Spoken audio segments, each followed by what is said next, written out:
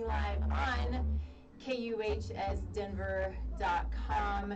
Taste Life Radio, what do? We talk about truth, and we talk about health, and we talk about dogs, and we want to have some fun and bring on some of the smartest people in the world. So, yes, see, they embarrassed me when I walked in, so now it's my turn. So, I need to turn the music down now.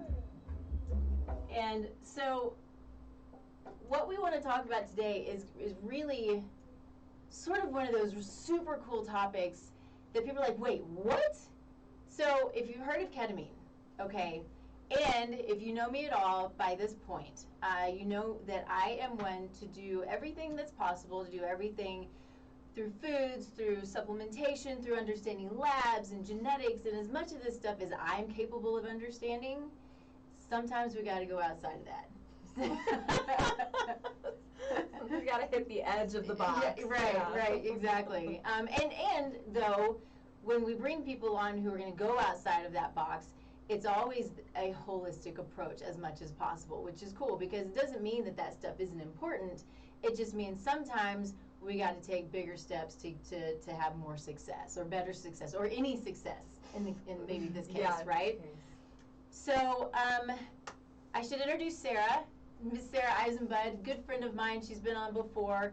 She is a therapist and now and for quite some time now, a ketamine-assisted psychotherapist. Yep. Yes.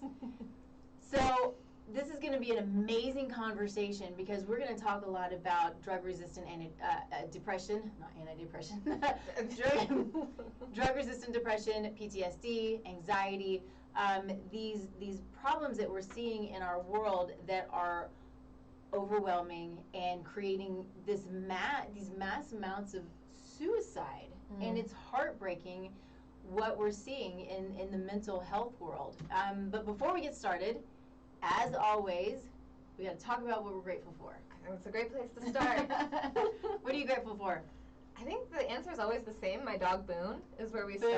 Boone, yay, Boone! Little Boonsy, who's healthy because Nikki made him healthy. Yay! That's a new nutrition plan. Well, just food, real food. That's all it takes.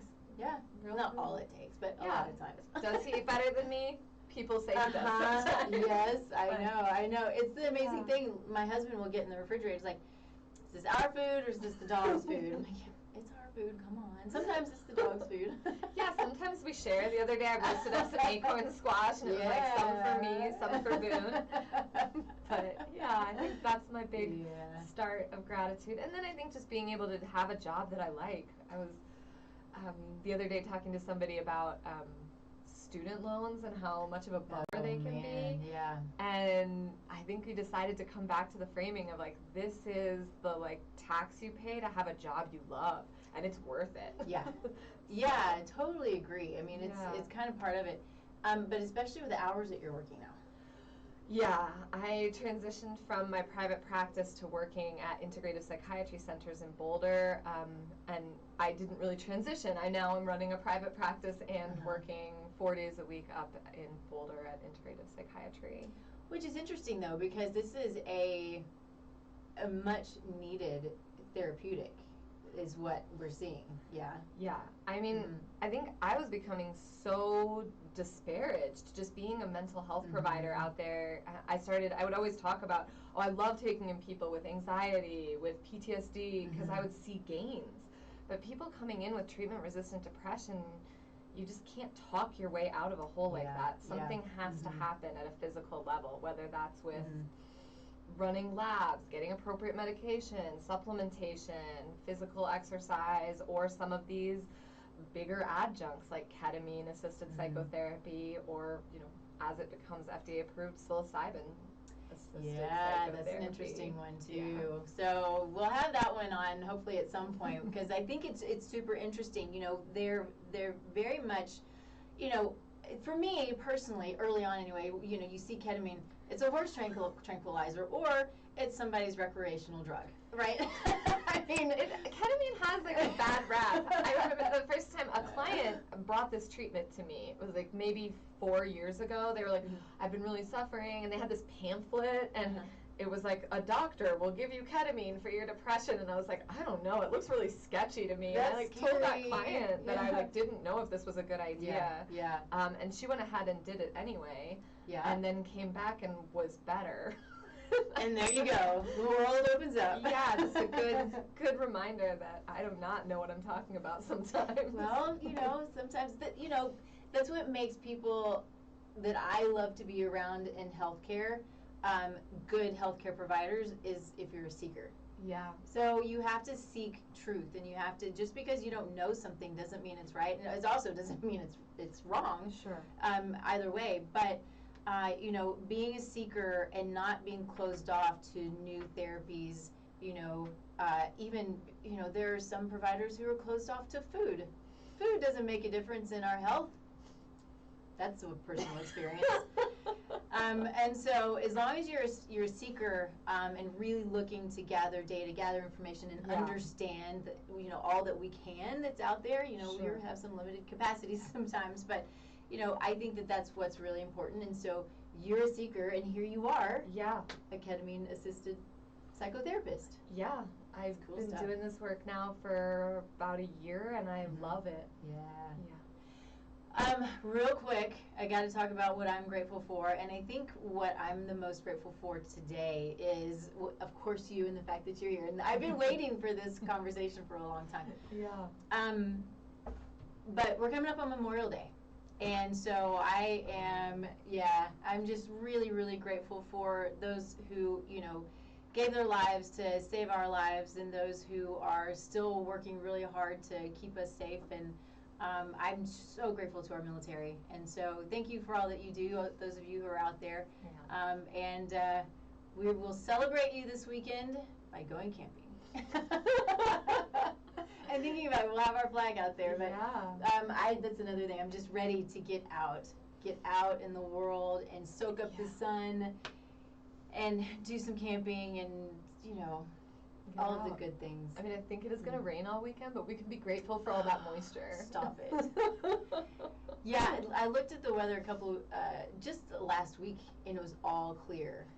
So we're going down to South Fork, Colorado area. Oh, And then I looked yesterday and went, wait, where did this rain come from? And then it's going to rain here, but at least my plants will be okay, because it's been gone for 4 days. Very grateful you that either I'll have get beautiful plants. sunshine, or you get moisture that the earth really needs. It's true. Win-win. It's true. It is a win-win. It's a little more of a win with sun. I just love the sun. Okay.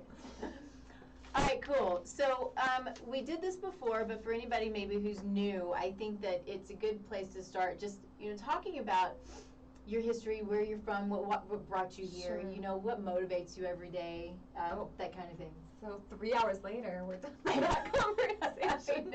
I know. I don't even know where to start. I guess I'd begin with just where I am now, which is I run a private practice called Denver Narrative Therapy Project, where I practice in the narrative tradition, which is just a kind of alternative, fun, exciting way to do psychotherapy that's non-pathologizing.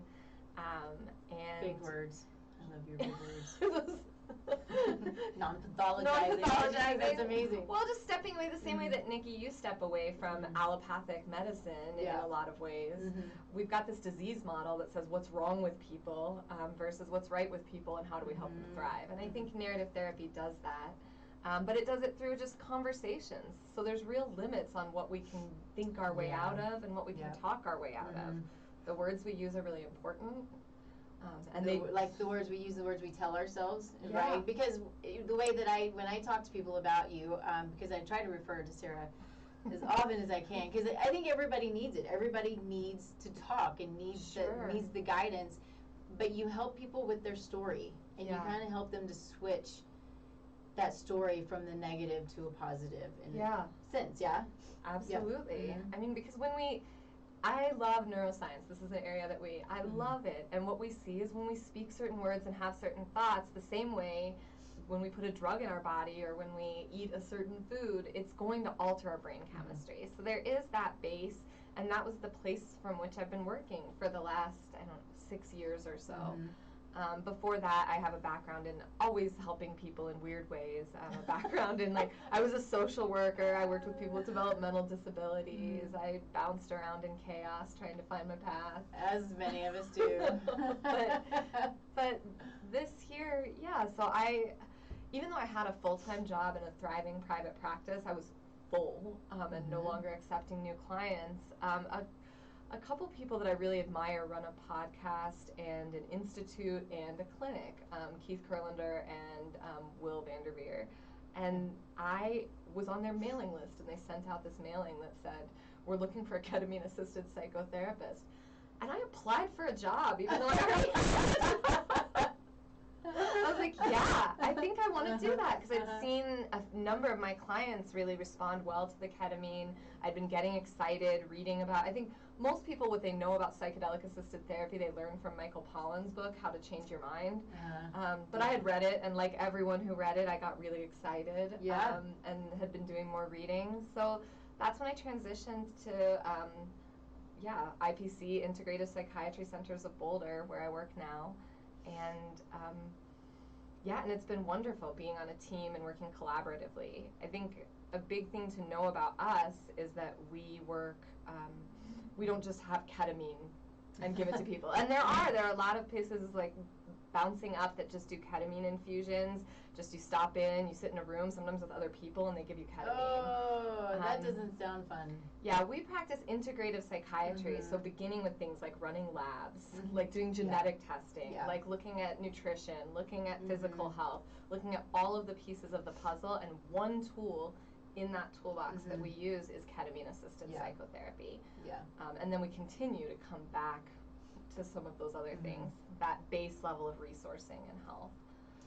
This is why, so often when I bring people on who are, whether they're referral partners or just people who I know and love and trust in the healthcare world, it's because we are very much like-minded in that we have to have multiple tools. And I am not just because I do nutrition doesn't mean I don't help to look at mindset and, environment and relationships and that kind of thing. It's not my... I'm not the best at it, which is why I have people to refer to, I can't do therapy. But I do talk to people about those things. And when I bring people in to, my clients who need a team, because clients often do need a team of practitioners, it's those people who view it, yes, food's important, supplements, likely important, medication, likely important, or can be important, maybe it's not, right?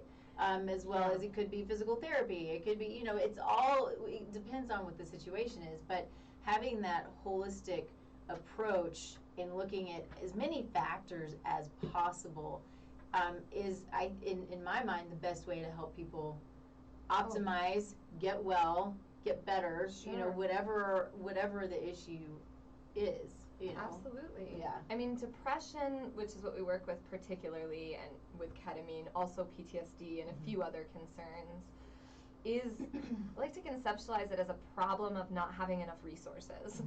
And so some of that might be, the very traditional, again, medical model way of looking at it is you don't have enough serotonin running around in your brain. You have a lack of neurotransmitter resources. But it's also important to look at, do we have enough social resources? Are we getting enough micronutrients in your diet resources? Are we giving you enough physical movement? That's another resource. And so making sure that a person has all of the resources they need to have a brain that functions properly and allows them to experience joy, connection, regulation. Yeah. And with that being said, too, I can't help but to say, with that allopathic look of not having enough serotonin running around in the brain, you always have to ask why, and that's and that's kind of where we are, and where there's a problem with just going after the symptom. Because if there's not enough serotonin for some reason, why is it? Well, there are not enough amino acids in the diet or the micronutrients, right? Because these are the things that help the body to create serotonin. And there are many, many other factors, but always, if you're dealing with something like this or any physical, mental, and emotional situation, ask why. Always ask why. And if you don't know the answers, because a lot of us don't, you gotta seek out. But don't just say, yes, it's a lack of an SSRI. You know, Sure. usually it's not just a lack of an SSRI. Well, I mean, and I think what we're seeing is depression. Even this is such a broad term. Like there wasn't even a term depression until, I don't know, like I think it was like the 1940s is when that started being used as a term clinically a little bit. Don't quote me on that, but it's roughly around that time. Before that, there was melancholia. There's all these melancholia. That's a fun one. Yeah, there's just a, and together, like we as a psychiatric community took all these symptoms that troubled people and gave them this label, depression. And so in narrative therapy, I would deconstruct that. If someone comes in and says, I have depression, I'd be like, okay, what does that mean? Yeah, like, right. What flavor of depression do you have? How are you really being affected by it? We do see that there are some things in common, some common factors and some common needs. And ketamine seems to address a number of those.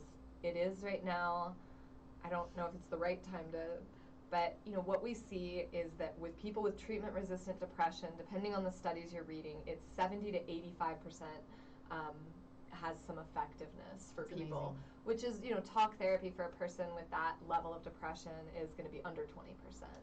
Well, if I were to sort of put this in my own perspective, even somebody with this type of depression, it would be even difficult to get them to an appointment to do talk therapy.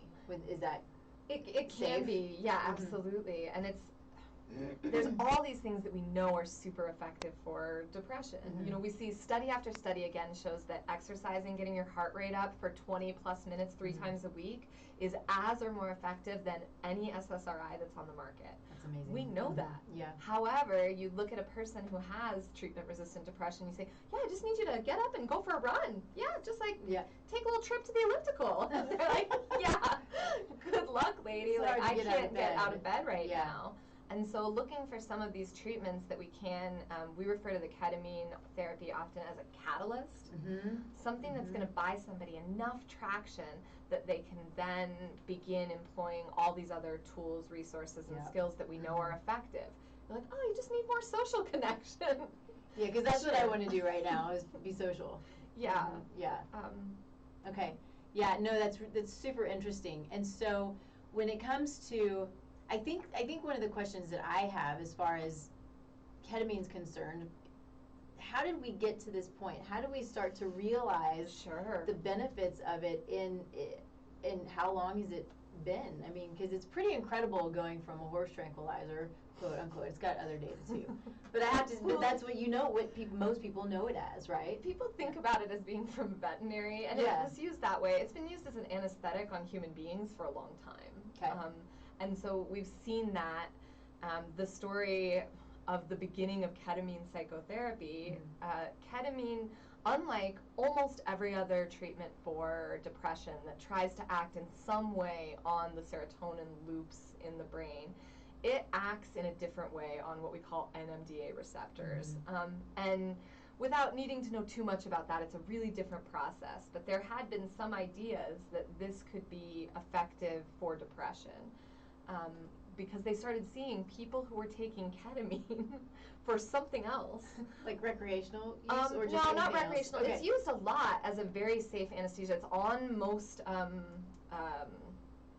ambulances. It's used for children who need to be sedated quickly, but who you don't want to give something else that's not as safe to. Yeah. Isn't that interesting that it's so safe? I love that. Yeah. But they were using it actually in these studies to replicate the sense of schizophrenia, which is, we now know, is not what ketamine does. Like the psychedelic and dissociative effects that come from ketamine are nothing like schizophrenia. But there was this research study in the 90s that was using it in that way. And what they saw was that it didn't do what they thought it was going to do, but they did see that people's depression was going down significantly after taking it.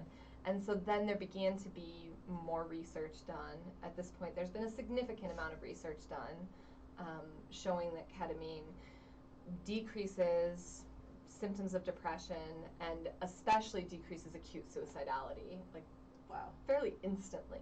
It's just, it's crazy. Yeah. And crazy cool. Yeah. So one of the things that I want to hit on, which so you should know, and I know you know, I know virtually nothing about therapy and about mental and emotional health. That's not true. So, this is, and I think this maybe comes from conversations with you. And so what I know is there is a mental situation that is a dissociative mental illness, right? And then you have ketamine, which is a dissociative. So, can you explain the two to me? Or the different, I mean, I know the differences, I think, sure. but what is dissociation is sort of the question that you're asking. Yeah. So dissociation is a spectrum of, basically, to what degree is my conscious attention, aligned with my experience of my body? Like, how embodied am I right now? And how separate from my own experience do I feel? So we all experience dissociation. Okay. A great example of that is, have you ever gotten in the car and you just sort of end up zoning out and you arrive where you were going, but you don't remember the driving there? That is very low level dissociation. You're like, whoa, I wasn't really connected to what was happening, but my systems kicked in and they drove me home. Isn't that crazy? Yeah, and so that can go all the way from over there, very normal experiences of kind of being out of it and disconnected, all the way to people who have PTSD or psychosis, who describe floating above their bodies, who begin to really just check out from their emotional experience. And it's a safety mechanism. Dissociation is good. Our brains do it for good reasons. It just can get stuck in and become a problem when somebody's not able to stay present with what's going on.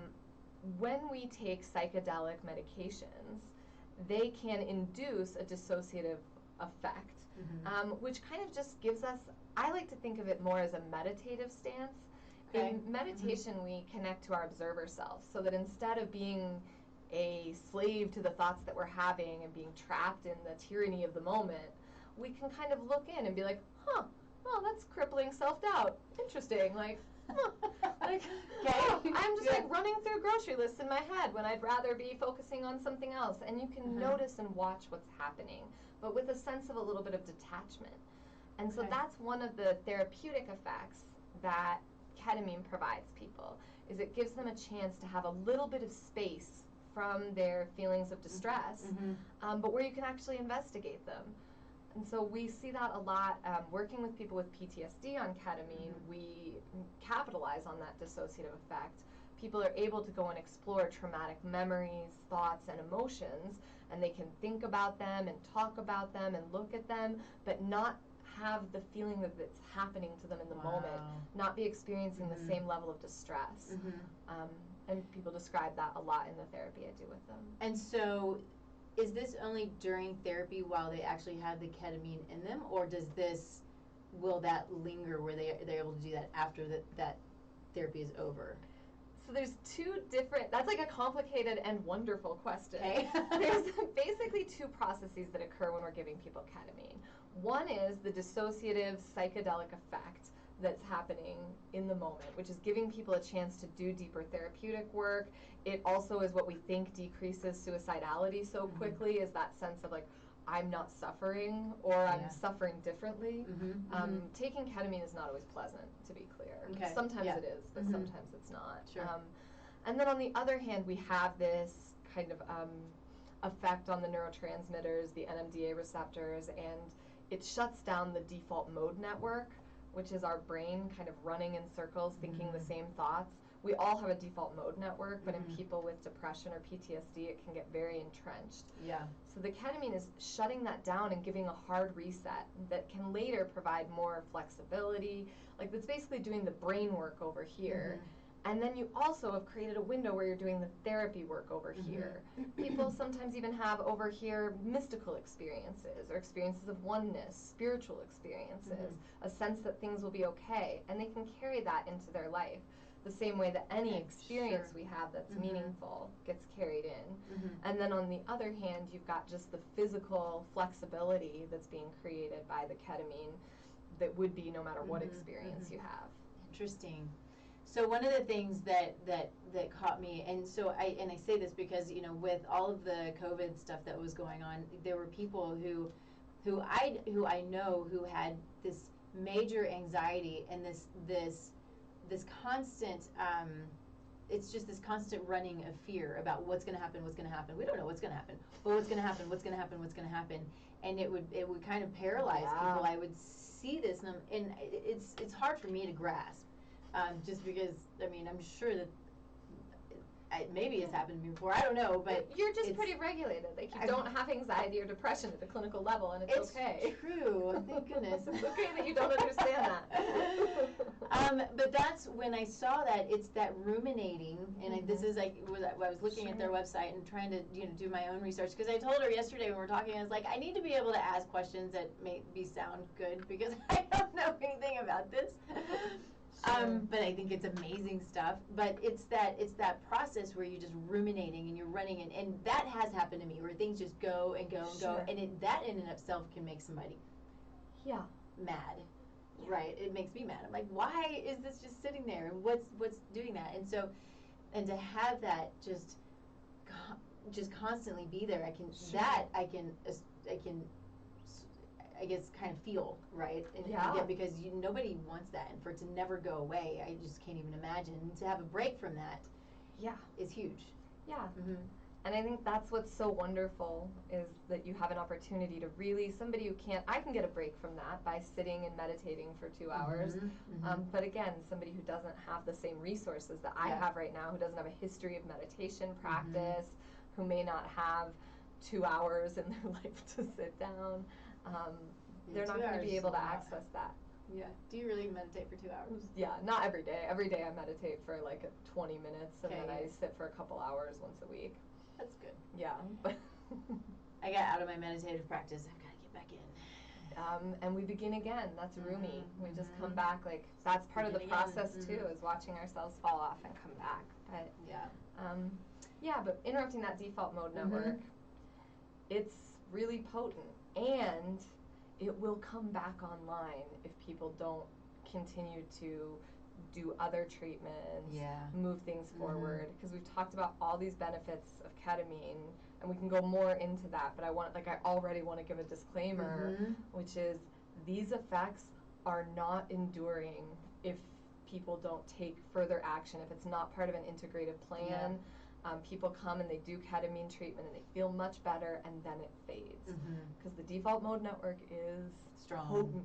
I mean, it's there for a reason. Real quick, it's already 10:30. I got to take a break.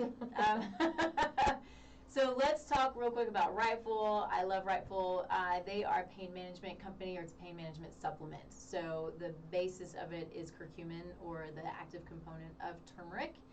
And they have two supplements that go together, a morning and an evening. So the evening, it's got some, calming herbs, and it kind of helps you, relax and go to sleep, and little CBD, and it's a really nice product. People sleep really well on it. And then they have a morning where it kind of gets you focused and helps you go through the day. But the point of it is to help with your chronic pain.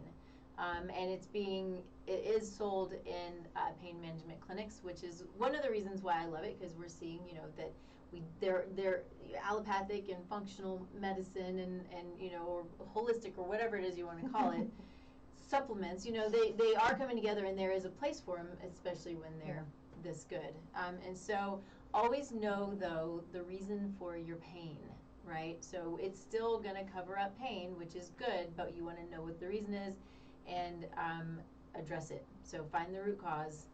But it's a really great product. So you can go to rightful.com, put in the code TLN20, get a discount, give it a try. Good stuff. It's one of my favorites. Awesome. Yeah, cool.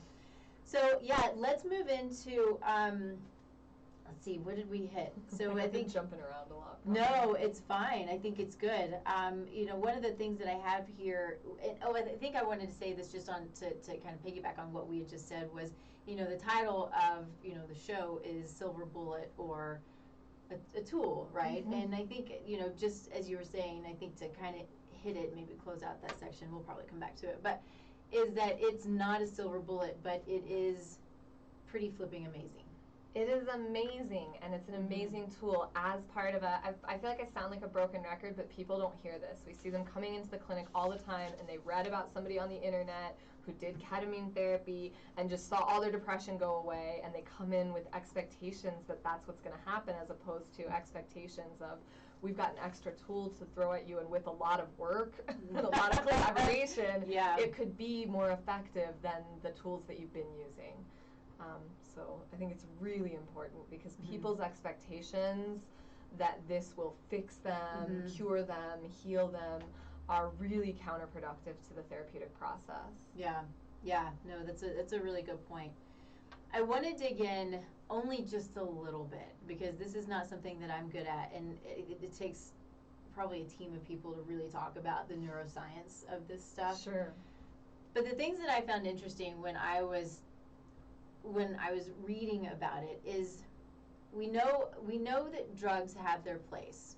We also know that they can do some pretty good damage, right? Sure.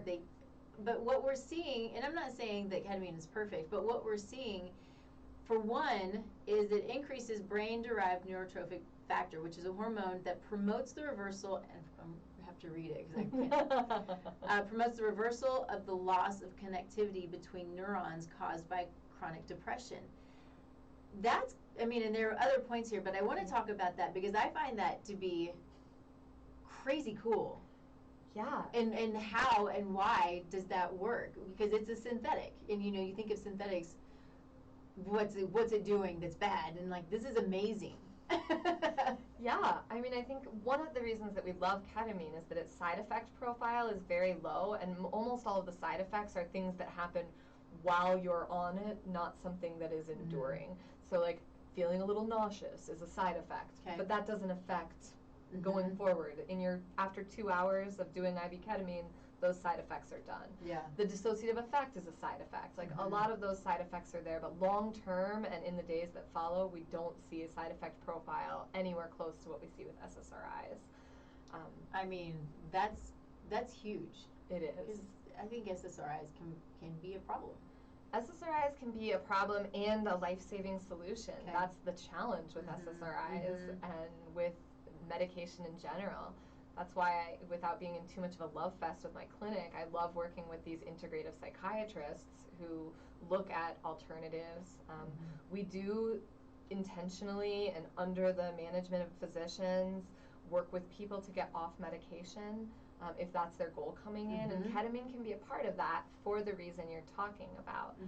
When you have this moment that creates more flexibility, and there's great little pictures that show how it like starts to create little like nodules on neurons so that they can connect to others.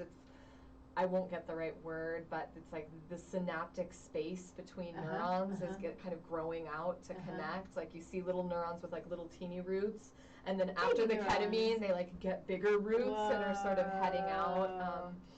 And that's fantastic. That's amazing. And so when that happens, gosh, such a broken record, when supported by other adjuncts. I think you have to, that's something that you have to say. Yeah. People can begin to create new pathways.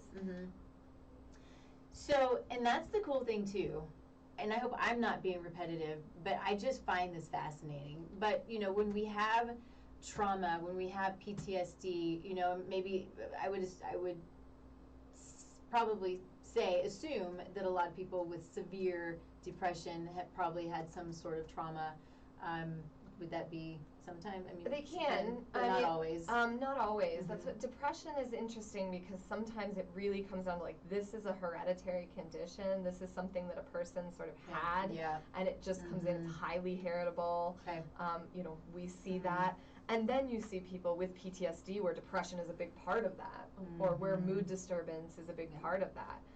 So yeah, a lot of people we work with depression do have some kind of trauma, just because so many people in our culture do. I mean, 1 in 4 girls, 1 in 6 boys will experience some kind of sexual abuse as a child. That's disgusting. It is. And so, yeah, we're seeing that, like, of course there's overlap, but it does seem to work differently. And some people just come in with depression. It's a disease, the same way that having certain kinds of heart conditions Yeah. or other things are. It doesn't make it less treatable. Yeah. But up until now, it's sometimes felt like it. Right. Yeah.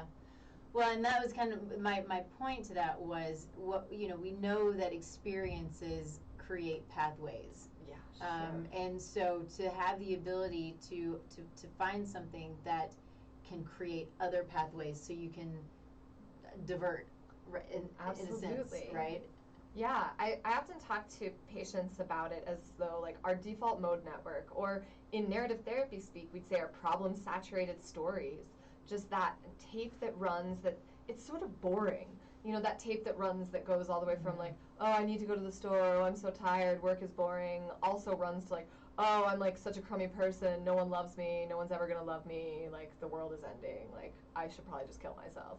Oh, like I need to go to the grocery store, I should just kill myself. Like, oh, you know, and I mean, it just gets really repetitive. And so when we use the ketamine, it's like a combination of short-circuiting it. When we see PET scans, we see that this area of the brain, and it's multiple areas, but this default mode network just gets much quieter. Like you see a picture where normally these areas are really lit up, and on the ketamine it gets much quieter. At the same time, we're flooding the brain with these good chemicals, this glutamate. Again, don't quite understand how all of it works, but we have the moment to take somebody out of this rut. Like there's then this window of opportunity to say, this story isn't working, let's slide out of the rut and see what's going on over here. Let's like move over adjacent and start cultivating a more engaging story, a more interesting story. And people do that. Let's start building new habits. Let's start connecting the dots about how actually maybe you're like not that crummy. Like maybe you're kind of awesome. Tell me those stories. I love that. And that's where the psychotherapy comes in. We see that ketamine is much more effective when paired with psychotherapy, although not everybody is using it that way right now. Yeah, that's too bad, and hopefully that will change. So the glutamate, I found that interesting because here's what I know about glutamate, and this just goes back to, nutrition, where, we look at things like MSG, so monosodium glutamate. People have a big problem with this because it affects it's excitatory. It affects their brain, right? And so it's an understanding why it's such a problem that we put it in foods. It's a flavor enhancer. It's not a preservative. It's a flavor enhancer. I gotta remember all of these chemicals. Like, I don't know what MSG is, except tasty. Don't need it. Anyway, so when I'm talking to people who have who tend to get in those, in my world, in those sort of excitatory states, we talk about things like MSG can do that because MSG, get my pathways correct, monosodium glutamate goes to glutamine. Glutamine is supposed to, it converts, I think, back to glutamate, then it's supposed to convert down to GABA. So glutamate is excitatory, and so if you're missing these enzymes that allow for the pathway to convert to GABA, which is calming, then you stay in this crazy excitatory state, right? So glutamine to glutamate to GABA. And so it was interesting to see, because I wonder, I can only assume that there are some of these people who have these sensitivities and they just don't, this pathway is not functioning properly. Sure. And so they stay in this place that is not a good place to be. Yeah. Yeah. I think we see that the ketamine is both excitatory and inhibitory. So you see those like parallel processes happening, which is really interesting. And you do see people having different experiences. So some people, while on the ketamine, experience like just deep relaxation. Like I've gone into, and others feel like their minds are very active and they're moving around a lot. Interesting. Some people, not long term, but right following treatment, have some disturbed sleep. So some things can be a little bit amped up. Okay. But we see that return to normal after we're finished with the protocol, typically. Yeah, so it's very interesting to watch people react really differently. And my understanding from listening, reading, and seeing is that there's not a full understanding, like with many psychiatric medications and tools, of why when in the ketamine, the flooding of glutamate is so supportive and successful, whereas when they've tried to do some of the work with these NMDA receptors with other synthetic compounds, they're not seeing the same results. So yeah, that would be a question for like a much higher level neuroscientist than me. It's just so interesting. I just think it's just really cool. And one of the things that just popped up to me here was ketamine reduces depression within 6 hours, with effects that are equal to or greater than the effects of 6 weeks of treatment with other antidepressant medications. Yeah. 6 hours. I mean, wow. And that's referring to in people who are coming in with acute suicidal ideation. Okay.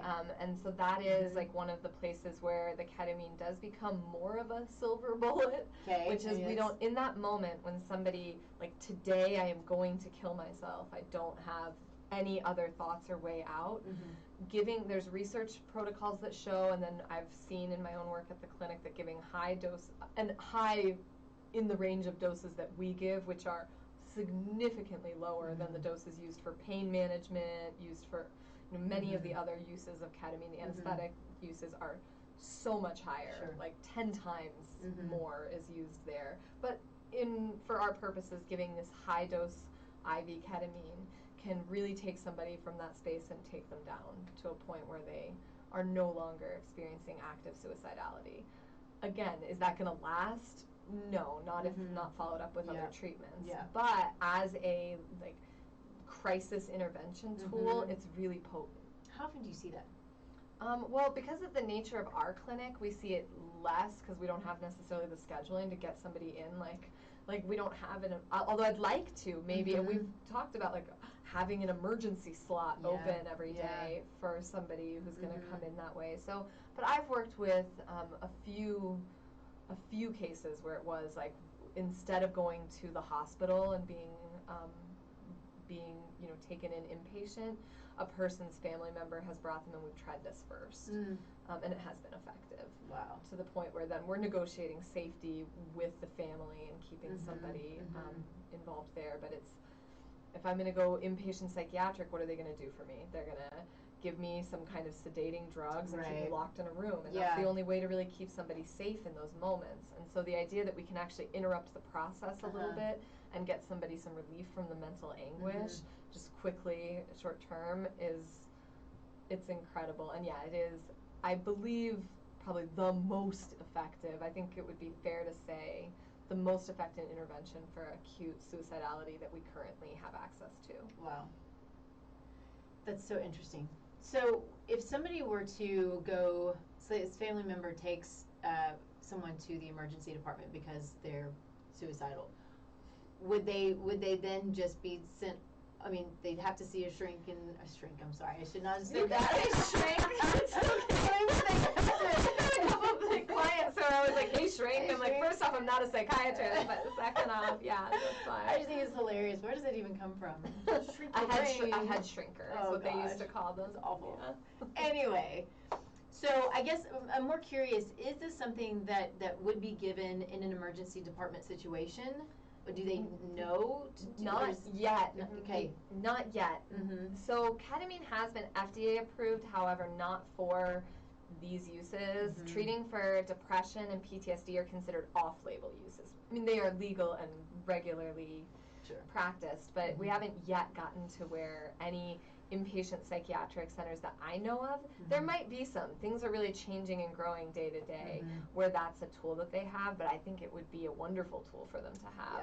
Because as it is now, most people have a traumatic experience going inpatient when they have to be put on a hold because they're a danger to themselves. They end up just being out a lot of money, like nothing happens except really that we've bought them some time for their brains to get back to a better place, which often they do. Do they? Just in general, like suicide is there's a great little saying, suicide is a permanent solution to a temporary problem. And so, when you can give somebody, or even other psychiatric medications, antipsychotics, SSRIs, like they are effective, or can be. Yeah. But there's some people who just don't respond to them. When we use the term treatment-resistant depression, we mean people who have not seen results from at least 2 SSRIs. Okay. That's a lot of people, though. Yeah. That's what I mean, is like you would think it's like treatment-resistant, but I didn't realize that. I mean, I hear that, I say all the time, enough. I hear it enough where people say, well, I've tried this and I've tried this and it's not working. And sure. Well, and that's, I mean, that is the problem, is once somebody's failed 2 interventions, the likelihood that they will succeed with others is just plummets. The statistics are really interesting on that. However, this is not ketamine, but at our clinic and a lot of clinics these days, they are able to do really good genetic testing that shows what people will be able to absorb, and so we're better able to find medications that are appropriate for the individual and their own biochemistry. Yeah, and that's really the most amazing thing about where medicine is going. Yeah. Is this genetic, epigenetic, nutrigenomic place where we can look at our genes. I do this in a very small level, but we can look at our essentially our epigenetics, sure. right, and understand where the problem is, where the pathway, just like when we're talking about that glutamine to glutamate pathway. Glutamine to GABA. If those pathways aren't functioning properly due to specific enzymes that are catalysts to create that pathway to work properly, we can see that, which is, you're like, whoa, this is the coolest thing. We can see people, this is individualized nutrition, this is individualized medicine, and I just think we're not there. We can't get there fast enough. And it's so wonderful that the psychiatrists at my clinic, they do this, and it's really wonderful and it's helpful. It's hard because it's not widely available. It's not, unless you've already met your deductible, it's not insurance billable. So it's really only accessible to people who have both the resources in their community, the financial resources, and maybe the social resources to have found out that these treatments are there. It's amazing. I have to take another quick break. Henry takes care of me. He's like, okay, Nikki, time to take your break. It's good. I used to send him a whole printout like this. I said, okay, this is what we're going to do, Henry. I don't even do it anymore. He's like, oh, here we go. He takes care of me. So Zymogen, who I love, Zymogen's a great supplement company who, I'm going to say this over and over again, do not purchase your supplements on Amazon or eBay. You've got to be very careful about where you get your supplements because of the quality, because of the lack of it being what it says it is. So Zymogen is there to support their clients who are the practitioners, and as well as the practitioners' patients and clients. And they're backed by data. They are amazing at what they do. If their product is not absolutely perfect, they will not put it out in the market. I just really appreciate them for who they are and for what they do. And so they're not the only company that I use, but I do use them a lot because of the quality of their supplements. So Zymogen, you can go to my website, tastelifenutrition.com. You can go down the bottom. It says Whole Scripts. That's where you would order. You can click on that and you can check out all of the supplements and see if there's anything that you might want to try. But I will tell you, understand what it is that you need. You don't want to waste money on supplements you don't need, and you don't want to create more problems because the supplement is not what you need. So, find out, they do have some good basic multis, which is always fine, but make sure you're speaking to people, or for yourself what it is that you need that's going to be best suited for you. And then put in the code radio5 and you'll get a discount. Okay, so man, time always flies. I say this every time, but it does. So what else do you think that we need to know? I have a few notes here, but so much of it we've already covered. I had things like food, exercise, supplements. What are, I guess specifically, because Joe, do y'all have a nutritionist on staff? We don't have a nutritionist on staff, but our psychiatrist is trained in nutrition, and then we'll refer out for more, if more nutrition support is necessary. A lot of the dietary recommendations that we're making are going to be really similar to ones I know that you're making with people, going with elimination diets, like trying things out, getting away from, getting towards the brain healthy foods, getting blood sugar regulated, getting off gluten, things like this. Awesome.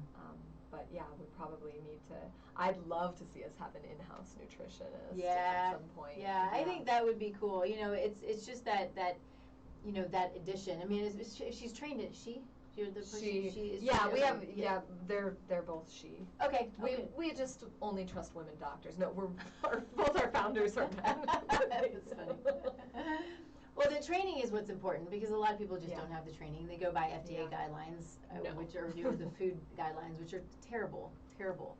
But that's the important part, is having some training and understanding that so much of what we deal with, not just physical but mental and emotional, comes from the gut, and looking at the food that you're taking in, and are there food sensitivities, and is there an imbalance of the microbiome and some dysbiosis, and all of these things can create inflammation and create mental and emotional and physical dis-ease. Right? Absolutely. Yeah. No, getting people on an anti-inflammatory diet is often an important part of the process. I think there are different anti-inflammatory kinds of diets that we're using, but awesome. Yeah. No, I love that. So that's there, and supplements are super important. Again, we're trying to make changes in the brain, so you want to make sure it's completely supported at the other end. Yeah. So it's like we can interrupt and we can create this moment. It's like we take a crowbar and we crack the door open a little bit. And then we have to throw as much as we can to get people through the door to another side, as opposed to just standing in the doorway, enjoying the fresh air until it closes again. Right. Yeah. Isn't that interesting? I love that. And it's such a good idea. And I think it's just, so often what drugs can be good for is to just get you to a point. You're like, I got to get to this point, otherwise it's not happening. Yeah, that's in my first session. We do pre-ketamine sessions with everybody, where we're getting together and talking about expectations, preparing to work together therapeutically. And one of the things I always ask people is, so what are the things you've been wanting to do that you haven't been able to, that you know would be good for your health and wellness? And what are those things that you're going to do when we get a little traction? Like if that traction comes, when you see that opening, what are we going to do? And people's answers, they know already what they need. It's often things like meditation.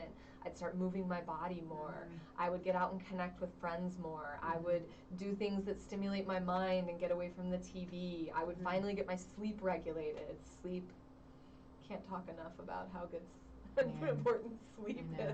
I know. I will finally get on the protocol for my gut that I've been wanting to get on. So those are the things that I work with people throughout the process, which, I don't think we ever talked about our protocol. That's what I was just going to say. I was thinking about that a little while ago, and then it just totally went away. Yeah, what does it look like to work with you, work with the group? Sure. So, it can look different places. There's different ways to administer ketamine. We do what is 100% bioavailable, which is doing intravenous ketamine.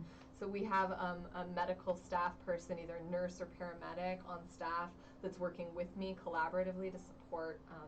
And we do 6 sessions spaced over 3 weeks, 2 sessions a week, or something close to that. There hasn't been perfect research yet. We're still on what exactly the perfect protocol is, but for us, this really seems to work. Our founder, who's been doing this for years and years, and there is some research showing that this is an ideal protocol, where you get that interruption, then it slides back, and then we interrupt again, and then it slides back, and we try to do that to kind of shock the system into some lasting change. Okay. Other ketamine clinics, and it is a somewhat standard protocol, will then do boosters. We like to think of it more as a catalyst and use these integrative techniques to then take people forward, so they're not needing to come in and do ketamine once a month. Right. But we do sometimes see that people need boosters. In between those sessions and at the beginning and end, we do what we call integration work. And that's something that's used in any psychedelic, which is you're having weird experiences. We haven't talked much about how weird ketamine is, but it's really weird. And they're having, mystical experiences. They're having experiences of remembering trauma, of really dealing with emotions they've been running from. So in addition to doing psychotherapy in the room during the sessions, we're also meeting between sessions and after for as long as we need to make sure that that's getting integrated, that we're using this moment where talk therapy is the most effective it's going to be to get some real therapeutic process. Yeah. So you do an infusion once a month? We do an infusion twice a week for 3 weeks. We do 6 infusions. Okay. We throw it all, and some people would then do follow-ups for a month. We do not do maintenance ketamine. Okay. We will, some people, if they need to come back in for a booster for some reasons, we definitely provide that. Sure. But we really have the vision of this is a catalyst. We're going to do this big experience, and it's a big investment in time, money, emotional energy, time off work, whatever it is, Yeah. but coming in, giving yourself the best shot possible, Yeah. is doing those 6 sessions, and then in between them and following, doing these integration sessions. Okay. So when somebody's finished, what are you seeing with with your services? Like when somebody's finished with their ketamine, what am I seeing? Yeah. So many, it's really different things, but I mean, with some people, gosh, I always want to like set expectations lower, but then I also want to talk about how great it is. Yeah. So I mean, I had somebody recently see complete remission of all symptoms. Somebody who had been suffering with depression daily for 30 years, who then said that they had energy, focus, motivation, interest in doing things again, pleasure. That is an atypical response. Okay. But we do see some of those. We see other people, the thing I'd say people say the most is, I'm feeling lighter. Oh, that's nice. I'm feeling lighter, like things are not bothering me as much. I'm feeling more regulated, seeing a little more energy, a little more engagement, a little more curiosity and openness. Or people saying like, I just saw a ton of therapeutic benefit where things are making more sense. I'm having a lot more more connection to my spiritual life. So it's really running the gambit from like, I'm seeing, and I think everyone who comes in wants to see that I've been put into full remission for my depression. That is going to be, probably under 20%. But then you've got that, 50 to 60% who are seeing benefits, like feeling lighter, like feeling more engaged, like I really am starting to do my exercise, and then they're slowly over time kind of getting back to life. Or other people saying, I'm feeling good enough to titrate off my medication, and then getting support doing that. Yeah. So when you're doing the ketamine therapy, so typically they'll stay on their meds, so you'll do them at the same time? They do it differently. So if somebody's goal is to be titrating off their medication, I've seen our psychiatrist recommend doing it while on the ketamine treatments, because the ketamine is so supportive. It can help. Like there's usually kind of this desert a person has to walk through when they're getting off their medication, where they're going to get much worse. And so some people will be doing it that way. Sometimes people will be waiting till the end. Some medications don't mix well with the ketamine, so some things are being titrated off before. So yeah, that's just something that's like being worked out with the medical team. It's amazing. It's amazing. I just think it's super cool, and I'm so glad that you came in. Is there anything else that you want to say that maybe we haven't hit on yet? I mean, I think we've hit on all of it, and I think what's important is like, this is a catalyst. This is like something to come do when you're ready to do all the other things. Like if you're considering ketamine therapy, it's like a moment to say, yeah, I'm willing to throw my effort, my money, my like social capital, like all at this moment for healing. I'm going to come in and do a ketamine series. I'm going to do all the psychotherapy I need to do. I'm going to like work on my nutrition, like sort of that moment when you're like, yeah, this is it's just these 10 seconds in the rest of your life, like sports movie moment. And if not, if it's just like, I just want to come in and get some ketamine and maybe feel a little better, like that's okay. And if you're really depressed, it might buy you 6 to 10 weeks of feeling good. Interesting. And that can be enough for somebody if that, when things are really low. But I'd say coming in with an attitude of readiness and some realistic expectations that we're not promising you a rose garden, but things can get different. So cool. Yeah. Okay, and there you have it. Ketamine's cool. Ketamine is cool, and don't do it on your own. Yeah. I think that sounds like a really bad idea. Ketamine in clinical settings is cool. Ketamine in someone's basement is not cool. Not cool. We are not promoting doing drugs in somebody's basement. Awesome. Okay, so tell us where you can be found. Okay, so we can be found integrativepsychiatrycenters.com. Integrative Psychiatry Centers of Boulder. We've got a website. We just moved to a new clinic in Niwot that is incredible. My office is actually an old recording studio, so it's soundproof, so we can yell and cry and scream. Niwot's in Colorado, by the way, for those who have no idea what Niwot is. Yeah, just outside of Boulder. And we have a big group yoga room, resting room. So the clinic is fantastic. So you can reach out and call anytime, and we've got people who can talk to you about treatment. You can also always reach out to me directly. My email is Sarah, S-A-R-A-H, at psychiatrycenters.com. And I'm happy to talk to anybody about whether ketamine could be a good fit. Yeah, I have one of my clients who just randomly, we started talking about this stuff. She's like, I really want to try ketamine therapy. I'm like, oh, well, I know someone you can talk to. Oh yeah, we had a great conversation. Yeah. So anyway, I think it's super interesting. I hope that you all have learned a ton, because I have, and I just think that when we, open our minds to what can be, I just think it really is an amazing thing. Yeah. So good stuff. So I am Nikki Burnett. So functional nutritionist, website tastelifenutrition.com. All the social media is Taste Life Nutrition. Go to my website. You can fill out a free assessment, and I take a look at that personally, and I reach out personally and see if there are things that we can talk about or things that we can work on, and that's about it. So thank you. Thank It's you. amazing. Yeah, love talk. I mean, could talk for 4 more hours about all the therapy part, but excited to get a little overview in. Yeah, this is good stuff. So we will see you in 2 weeks. Have an amazing Memorial Day. Go hug a soldier, and we'll see you next time.